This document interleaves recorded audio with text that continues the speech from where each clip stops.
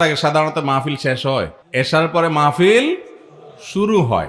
এই জিনিসটা অন্যান্য মাহফিল আলাদের জন্য একটা দৃষ্টান্ত আমি মনে করি। যে পিনপতন নীরব হয়ে কথা শোনা, আলোচককে কথা বলতে দেওয়া, হইচই না করা, ডিস্টার্ব না করা, এটা কিন্তু একটা ভালো গুণ। মাশাআল্লাহ, এই মাহফিলটার এটা একটা ভালো দিক যেটা আমাকে মুগ্ধ করেছে। এই শৃঙ্খলাটা শুধু মাহফিলে ধরে রাখলে হবে না, বাজারেও ধরে রাখতে হবে ইনশাআল্লাহ। যারা কলেজে পড়েন তারা কলেজেও ধরে রাখতে হবে ইনশাআল্লাহ। রাস্তাঘাটে কোনো জায়গায় আমরা বিশৃঙ্খল হব না। এটা সংখ্যাগরিষ্ঠ মুসলমানদের দেশ, যে দেশের অধিকাংশ নাগরিকেরা মুসলমান। দুর্ভাগ্য আমাদের, এরপরও আমাদের রাস্তাঘাট, আমাদের পাবলিক প্রতিষ্ঠান, আমাদের পাবলিক প্লেস, আমাদের বিভিন্ন জায়গাগুলোতে দেখি যে মানুষ বিশৃঙ্খলা করে, হইচই করে। ইসলাম আমাদেরকে শৃঙ্খলা শিখিয়েছে, ইসলাম আমাদেরকে ভদ্রতা শিখিয়েছে, মেহনত শিখিয়েছে। তো সেটা যদি আমরা ধারণ করতে না পারি, আমরা ভালো মুসলমান হতে পারবো না। তো এই মাহফিলটার একটা ভালো দিক এটা। এই মাহফিলের আরেকটা ভালো দিক খুবই গুরুত্বপূর্ণ, সেটা হলো এই মাহফিল বাংলাদেশে হাতে গোনা কয়েকটা মাহফিলের একটি, যে মাহফিল এশার আগে শেষ হয়ে যাবে ইনশাআল্লাহ। এশার আগে সাধারণত মাহফিল শেষ হয়, এশার পরে মাহফিল শুরু হয়। এশার পরে যদি মাহফিল শুরু হয় এবং সেই মাহফিল গিয়ে যদি রাত 12টা-1টা পর্যন্ত শেষ হয়, তাহলে মাহফিলে যারা আলোচক, আয়োজক, শ্রোতা, তাদের ফজরের নামাজ পড়তে কি কষ্ট হয় না সুবিধা হয়? তো ফজর নামাজ পড়তে যদি কষ্ট হয়, এরকম মাহফিল কি আদর্শ মাহফিল? আদর্শ মাহফিল হতে পারে? অতএব এই মাহফিলটার একটা বিশেষ ভালো দিক হলো যে এই মাহফিলটা এশার আগেই শেষ হবে। প্রয়োজনে এশার নামাজ একটু দেরিতেই হলো, কিন্তু এশা পড়ে মানুষ বাড়িতে চলে যাবে। রাসূল করিম সাল্লাল্লাহু আলাইহি সাল্লামের সারা জীবনের আমল ছিল, কানান নবী সাল্লাল্লাহু আলাইহি সাল্লাম ইয়াকরাহুন নাওমা ক্বাবলাল ইশা ওয়াল হাদিস বাদা। নবীজি এশার আগে ঘুমানো, মাগরিবের পরে এশার আগে এই টাইমে ঘুমানোটা তার কাছে অপছন্দনীয় কাজ ছিল। কারণ অসুখ বিসুখ হলে ভিন্ন কথা, কিন্তু মাগরিবের পরে তিনি ঘুমানোটা পছন্দ করতেন না, মাকরুহ মনে করতেন। আর মাগরিব এশার পরে তিনি কথাবার্তা বলা, আলাপ আলোচনা করা, আড্ডা মারা, এগুলোকে তিনি অপছন্দ করতেন। অথচ আমাদের অনেকের এশার পরে রাত শুরু হয়, আড্ডা শুরু হয়, 12টা-1টার দিকে আমরা বিছানায় যাই। শহর তো শহর, এখন গ্রামেরও এই দশা। দুর্ভাগ্য আমাদের, মুসলমানের সন্তান, মুসলমানের সম্পদ আজ অমুসলমানদের কাছে চলে গেছে। আপনি পৃথিবীর পূর্বে কিংবা পশ্চিমে, উত্তরে কিংবা দক্ষিণে, যেই দেশে যাবেন, যে সমস্ত দেশগুলো জ্ঞান বিজ্ঞানে, শিল্প কলকারখানায়, বিভিন্ন সেক্টরে উন্নতি করেছে, সেই সব দেশের মানুষদের দেখবেন তারা সন্ধ্যার পর রাতে তাড়াতাড়ি ঘুমিয়ে পড়ে, আবার ভোরে উঠে কাজ শুরু করে। আর আমরা যারা মুসলমান, আমাদের নবীজি যে শিক্ষা আমাদেরকে দিয়ে গেছেন সেটা তারা ধারণ করছে, অথচ আমরা উল্টাটা করছি। রাতে দেরিতে ঘুমাই, আবার সকালে দেরিতে উঠি। এই বদভ্যাস ছাড়া যাবে তো ইনশাআল্লাহ? এই মাহফিল আপনাদেরকে একটা সুস্পষ্ট বার্তা দিচ্ছে। আমি আমার বড় ভাইকে রিকোয়েস্ট করেছিলাম যে আমি এশার আগে আলোচনা শেষ করব। সাধারণত আয়োজকরা কথা শুনতে চায় না, মানতে চায় না।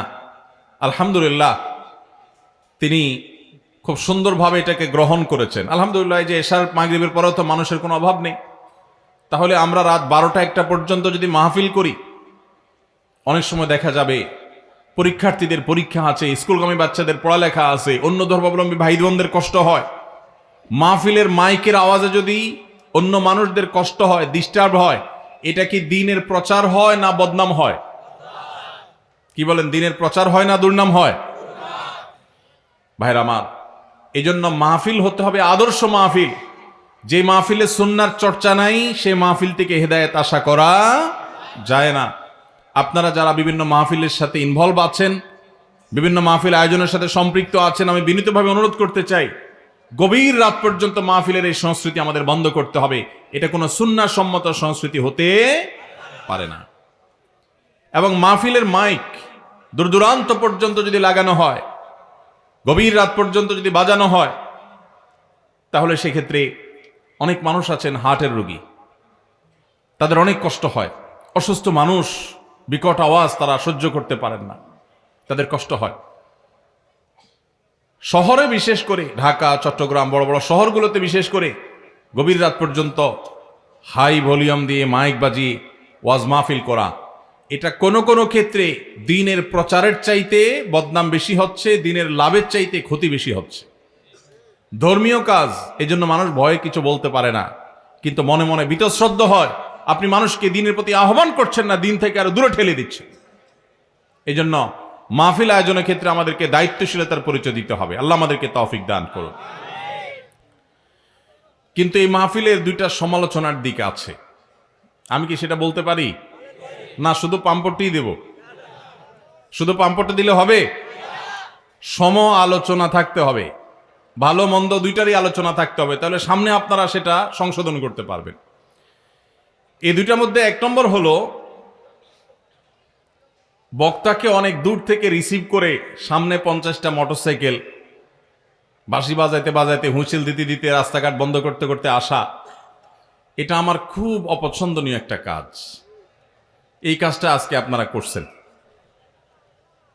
কি আপনারা নাখোশ হইতেছেন? যাতে ভবিষ্যতে এটা না করেন সেজন্য বলতেছি, না হলে নাও বলতে পারতাম।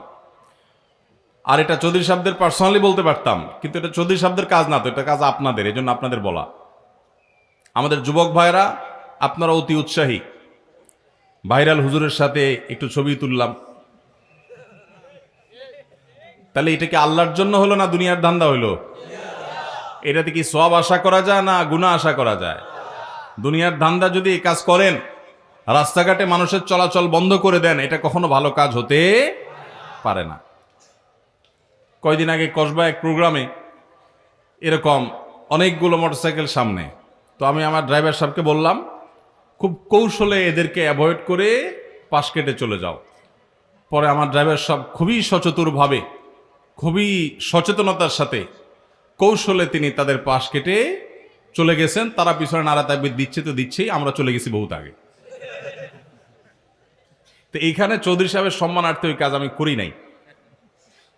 কিন্তু আপনারা যুবক ভাইয়েরা বিভিন্ন মাহফিলে এইভাবে এই যে ওলামা একরামকে আপনারা কডন দিয়ে নিয়ে যান, এটা আলেমদেরকে মহব্বত করেই হয়তো অনেকেই করেন, অনেকে হয়তো দ্বীনের জন্য বা আলেমদের প্রতি ভালোবাসা থেকেই করেন, কিন্তু এটাতে মানুষের স্বাভাবিক চলাচল ব্যাঘাত হয় না? হয় না? এই স্বাভাবিক চলাচল যদি ব্যাঘাত হয়, তাহলে সেক্ষেত্রে সেটা কখনো ভালো কাজ হতে পারে না। আমরা অনেকে এগুলো করি, দ্বীনি কাজ, ধর্মের কাজ, ইসলামের কাজ। মানুষ হয়তো আপনাকে কিছু বলছে না, একজনের তাড়াতাড়ি যাওয়া দরকার, একটা অ্যাম্বুলেন্সে হয়তো রুগী আছে, আপনি আপনার মেহমানরে স্বাগতম জানাবেন, আপনার ঘরে আয়না ভালো করে স্বাগতম জানান, কিন্তু পাবলিক প্লেসে মানুষের রাস্তা চলাচল বন্ধ করে আপনি স্বাগতম জানালে এটা কখনো গ্রহণযোগ্য হতে পারে না। কিন্তু মাহফিলগুলোতে কিছু যুবক ছেলেফেলেরা আছে, তারা নাছোড় বান্দা, না না আমরা হুজুরে আনবই আনবো, হুজুরে আনবই আনবো। এই যে হুজুরের প্রতি অতিভক্তি, এই অতিভক্তি কখনো ভালো হতে। এক এলাকায় একজন পীর সাহেব ছিলেন,